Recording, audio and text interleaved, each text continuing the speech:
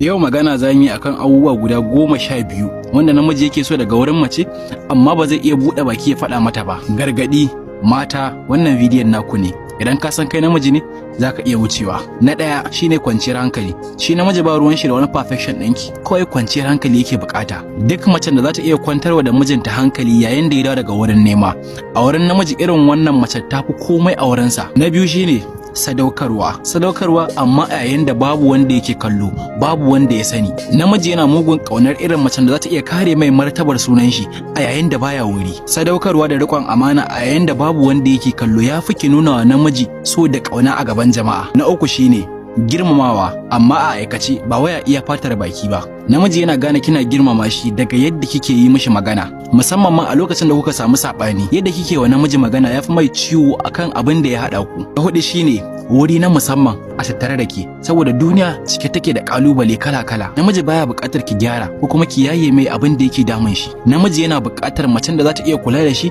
kuma ba za ta ɗauki hakan a matsayin gazawarsa ba. Na biyar shine admiration. Ba wai sai kin yi kamar kina bauta mashi ba, amma namiji yana so ya ga kin nuna mashi shine irin wannan namijin da kike so kuma kike alfahari da shi ko da yaushe. Ba wai ki nuna mai hakurin zama kike yi da shi ba. Na shida shine support without control. Namiji yakan rasa karsashinsa a lokacin da duk hukuncin da ya yanke kikan yi amfani da wannan hukuncin da ya yanke ki dinga judging din shi. Ba wani abu bane idan kin jagoranci namiji, amma ki dinga kokarin juya shi sai da kika so, shine bai dace ba. Na bakwai shine irin wannan kaunar da har cikin zuciyarki da gaske kike yi, ba irin wannan kaunar da zaki nuna mai a iya lokacin da kike buƙatar wani abu daga gare shi ba. Runguma irin ta bazata, kiss a komatu, irin wannan ƙananan abubuwan su suke tunatar da namiji kina kaunar shi a cikin zuciyarki, ba wai a iya baki bane ba. Takwas shine irin macen nan da za ta iya kwantar da rigima, ba wai ta ƙirƙiri rigima ba. Duk wani namiji da kika sani mai hankali, hankalinsa ya fi karkata ga macen da take son kwanciyar hankali da zaman lafiya, ba wai tashin hankali ba. Tara shine ki sani namiji baya taɓa mantawa da macen da ta yarda da shi, take supporting ɗin shi a lokacin da ba shi da komai amma yake ƙoƙarin ya ga ya zama wani abu.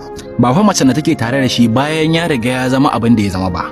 Na goma shine emotional intelligence. Shi namiji baya buƙatar ki karance shi, amma yana daraja irin mace nan da take iya tsayawa ta saurare shi sannan ta bashi shawara akan yadda zai yi ya samu mafita. Na shaɗe shine jajircewa, ko da kuwa a ce akan ƙanƙanin abu ne. Abokina, ka daina ƙoƙarin duba kyau, amma ka yi ƙoƙari ka duba macen da za ta iya kula da kai, yadda take shigarta, yadda take yin magana da kuma yadda ta ɗauki kanta. Na 12 shine abokiyar zaman da ita ce kwanciyar hankali a gare shi, ba wai tashin hankali ba. Yayata, namiji zai iya nuna miki soyayya da baki taɓa tsammani ba in har zaki mayar da kanki wani wuri wanda idan ya zo yakan ji ya manta duk wata matsalarsa, duk wani abin da yake damunsa a lokacin da yake tare da ke. Ba wai irin mace nan da ta saka namiji ya kasance kullun shine kokarin kare kanshi, kullun shine wannan, kullun shine wancan. A ƙarshe dai kar ku manta ina sai da takalma.